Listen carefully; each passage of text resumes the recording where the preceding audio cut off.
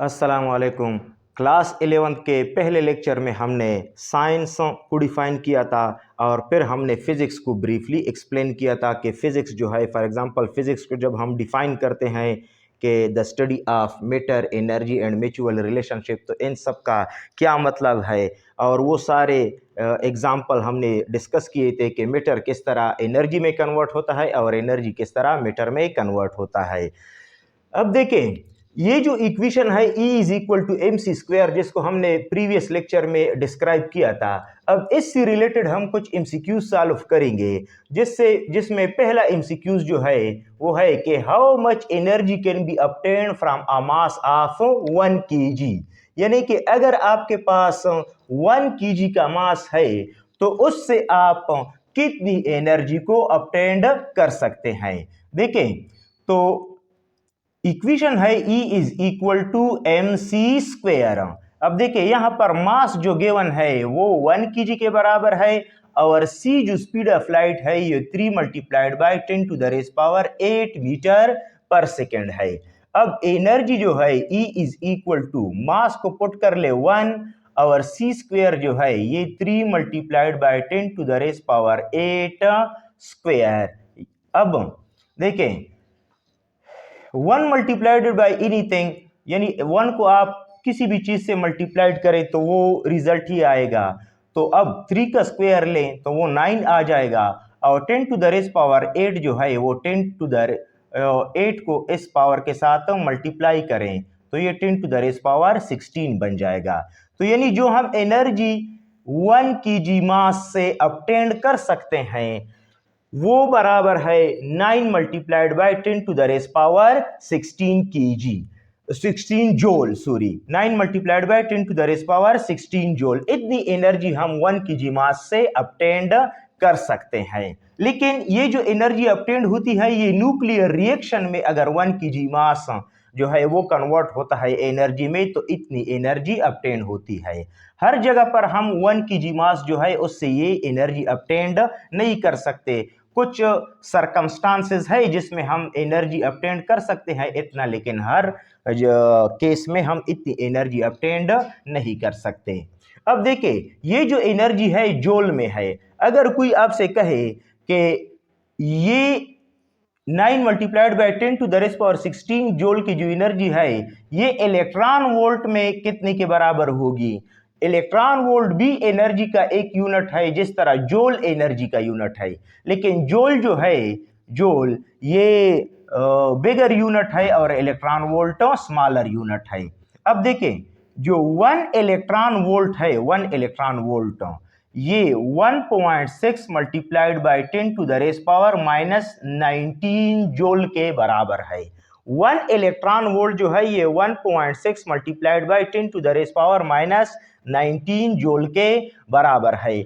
और ये 1.6 multiplied by 10 to the raise power 19 को अगर आपने याद करना है तो जो इलेक्ट्रॉन का चार्ज है उसको आप याद कर लें तो 1 इलेक्ट्रॉन वोल्ट जो है वो charge on electron multiplied by जोल इसके बराबर होगा। अब देखें,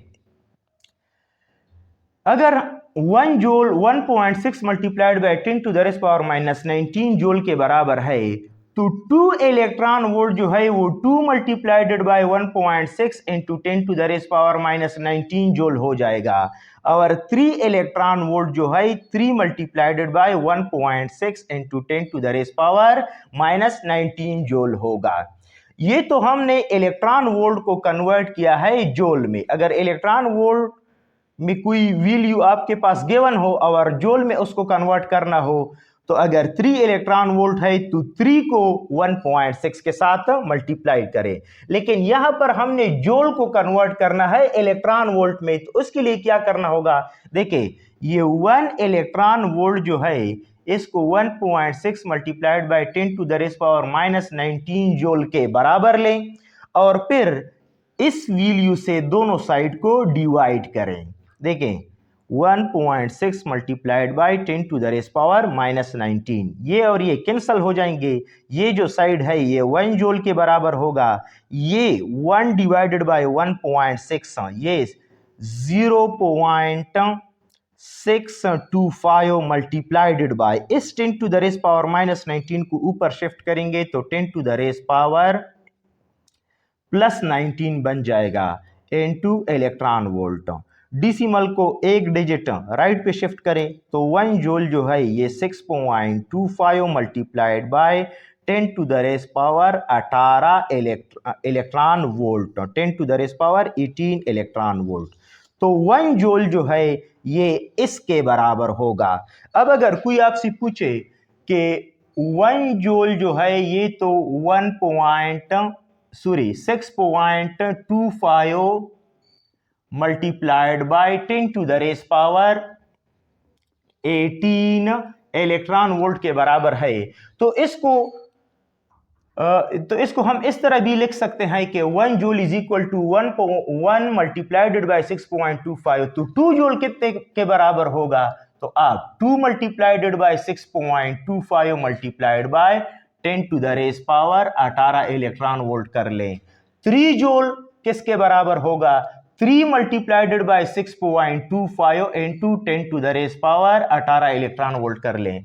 इस तरह अगर आप कन्वर्ट करते जाएं तो देखिए 9 multiplied by 10 to the raise power 16 joule जो है वो कितने इलेक्ट्रॉन वोल्ट के बराबर होगा? अगर आपने जूल को इलेक्ट्रॉन वोल्ट में कन्वर्ट करना है तो जितना अमाउंट ऑफ जूल है वो अमाउंट को इस वैल्यू के साथ मल्टीप्लाइड करना होगा। देखिए अगर हमारे पास 1 जूल है तो 1 को इस वैल्यू के साथ मल्टीप्लाई करें तो आपका रिजल्ट इलेक्ट्रॉन वोल्ट में आ जाएगा। अगर 2 जूल को कन्वर्ट करना है इलेक्ट्रॉन वोल्ट में तो 2 को इस वैल्यू के साथ मल्टीप्लाई करें। इस तरह अगर 9 multiplied by 10 to the raise power 16 joule को आपने इलेक्ट्रॉन वोल्ट में कन्वर्ट करना है तो आपको 9 multiplied by 10 to the raise power 16 को इस वैल्यू के साथ मल्टीप्लाई करना होगा, which is 6.25 multiplied by 10 to the raise power 18 electron volt. अब देखें ये 10 टू द रेस पावर 10 है, ये 10 टू द रेस पावर 18 है, तो हम लिख सकते हैं कि 9 multiplied by 6.25 multiplied by 10 to the raise power 16 plus 10 to the raise power 18, तो ये 10 to the raise power 34 electron volt बन जाएगा। अब इस वैल्यू को मल्टीप्लाई करें, इससे जो रिजल्ट आएगा तो आप 9 मल्टीप्लाइडेड बाय 6.25 तो ये 65 के राउंड अबाउट ये रिजल्ट आएगा, approximately 65 multiplied by 10 to the raise power 34 electron volt. या अगर आप डिसिमल को एक डिजिट इधर शिफ्ट करते हैं तो 10 टू द रेस पावर 35 बन जाएगा। अप्रॉक्सीमेटली जो आपका आंसर होगा वो इसके बराबर होगा। तो जूल में अगर आपसे मांगी तो आपने यहां तक सॉल्व करना है, लेकिन अगर आपको कोई कहे कि इलेक्ट्रॉन वोल्ट में आपने कन्वर्ट करना है तो उसके लिए मेथड ये है कि जितना जूल एनर्जी है उस वैल्यू को इस नंबर के साथ मल्टीप्लाई करें तो आपका जो रिजल्ट होगा वो इलेक्ट्रॉन वोल्ट में कन्वर्ट हो जाएगा। अब नेक्स्ट जो एमसीक्यूज आ सकते हैं नेक्स्ट वो इस तरह के एमसीक्यूज हो गए कि फॉर एग्जांपल 1 प्रोटॉन जो है, 1 प्रोटॉन, एक प्रोटॉन, उसको अगर आप एनर्जी में कन्वर्ट करते हैं तो आप कितने अमाउंट ऑफ एनर्जी उससे ऑब्टेन्ड कर सकते हैं। देखिए फॉर एग्जांपल कोई आपसे कहे कि how much energy can be obtained from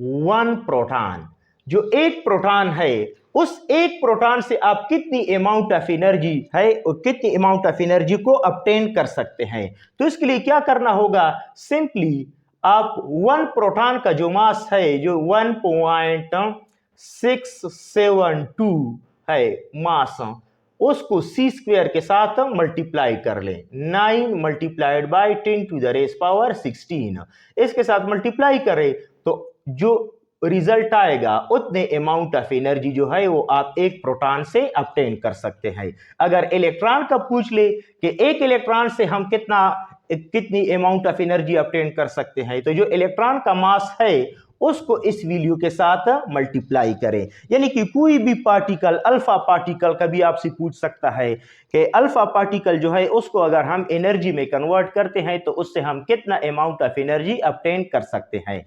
तो अल्फा पार्टिकल का जो मास है उसको सी स्क्वायर के साथ मल्टीप्लाई करें तो वो एनर्जी आप ऑब्टेन कर सकते हैं।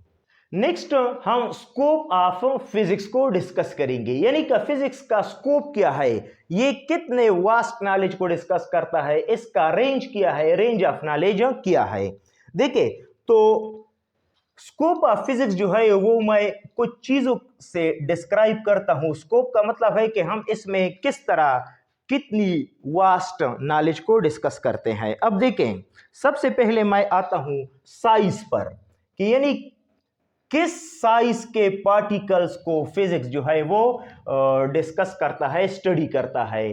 देखिए, न्यूक्लियस का जो साइज है, न्यूक्लियस का साइज ऑफ न्यूक्लियस वो बराबर है 10 to the raise power -14 metre. जो न्यूक्लियस का साइज है वो 10 to the raise power -14 metre है, और जो रेडियस ऑफ यूनिवर्स है वो 10 to the raise power 25 metre है। अब देखें, यानी फिजिक्स जो है वो इतने स्मॉल साइज के पार्टिकल को भी स्टडी करता है, और इतने बड़े पार्टिकल, ह्यूज गैलेक्सी यानी यूनिवर्स का जो रेडियस है वो 10 to the raise power 25 metre है। तो ये जो साइज है ये बहुत ही बड़ा साइज है, और ये साइज जो है ये बहुत ही स्मॉल साइज है। तो फिजिक्स एक्चुअली इतने स्मॉल साइज से लेकर इतने बड़े साइज तक के जितनी भी पार्टिकल इस साइज के दरमियान आते हैं उन सारे पार्टिकल को फिजिक्स डिस्कस करता है, सारे पार्टिकल को स्टडी करता है। तो अगर आप देख लें, न्यूक्लियस का साइज जो है वो बहुत ही ज्यादा स्मॉल है, और जो रेडियस ऑफ यूनिवर्स है उसका साइज बहुत ही ज्यादा है। यूनिवर्स का साइज, इससे स्मॉल साइज और इससे लार्ज साइज जो है वो इस यूनिवर्स में नहीं है। तो इस स्मॉलेस्ट साइज से लेकर जो लार्जेस्ट साइज हमारे पास अवेलेबल है इस यूनिवर्स में, फिजिक्स उस स्मॉलेस्ट से लेकर उस लार्जेस्ट के बीच में जितनी भी ऑब्जेक्ट है, जितनी भी पार्टिकल है, उन सारे को फिजिक्स स्टडी करता है। तो यानी आप देख सकते हैं कि साइज की रिगार्डिंग इसका स्कोप कितना वास्ट है। नेक्स्ट हम स्कोप ऑफ फिजिक्स जो है वो टाइम से डिस्क्राइब करेंगे। अब देखिए, जो न्यूक्लियस का साइज है, न्यूक्लियस का साइज वो कितने के बराबर है, 10 to the raise power -14 metre. 10 to the raise power -14 metre. अब लाइट जो है वो न्यूक्लियस के साइज में जब पास होता है तो लाइट यहां पर कितना टाइम लेता है, वो 10 to the raise power -22 second. यानी इतने कम टाइम में 10 to the raise power -22 second के टाइम में लाइट जो है वो न्यूक्लियस के एक कार्नर से दूसरे कार्नर तक पहुंच जाता है। क्योंकि साइज बहुत ही कम है और लाइट का जो स्पीड है वो बहुत ज्यादा है, तो इसलिए जो न्यूक्लियस पर से जब लाइट पास होता है तो वो बहुत ही कम टाइम में पास होता है। अब ये जो टाइम है 10 to the raise power -22 second, it is very very small duration. और इसके बरक्स जो एज ऑफ सन है वो 10 to the raise power 18 second के बराबर है। अब ये 10 to the raise power 18 second जो एज ऑफ सन है ये बहुत ही लार्ज वैल्यू है टाइम की। तो यानी फिजिक्स जो है वो इतने स्मॉलेस्ट इंटरवल ऑफ टाइम से लेकर इतने हाई वैल्यू ऑफ टाइम जो है इसके दरमियान जितनी भी वैल्यूज है टाइम की, उस सारे के सारी वैल्यूज को स्टडी करता है। तो टाइम में भी फिजिक्स का जो स्कोप है वो बहुत ही लार्ज है, बहुत ही वास्ट है। नेक्स्ट हम मास में डिस्क्राइब करेंगे कि फिजिक्स का जो स्कोप है वो मास की रिगार्डिंग कितना है। अब देखें, जो स्मॉलेस्ट मास है, स्मॉलेस्ट मास वो मास ऑफ इलेक्ट्रॉन है, जो कि 9.1 multiplied by 10 to the raise power -31 kg। यानी जो मास ऑफ इलेक्ट्रॉन है वो 9.1 multiplied by 10 to the raise power -31 kg के बराबर है, जो कि सबसे स्मॉलेस्ट अवेलेबल मास है। इसके बरअक्स जो मास ऑफ यूनिवर्स है, मास ऑफ यूनिवर्स वो 10 to the raise power 55 kg के बराबर है। तो यानी इतने स्मॉलेस्ट मास के पार्टिकल से लेकर इतने लार्जेस्ट ऑब्जेक्ट के मास तक के बीच में जितनी भी मासेस है उन सारे मासेस को फिजिक्स स्टडी करता है।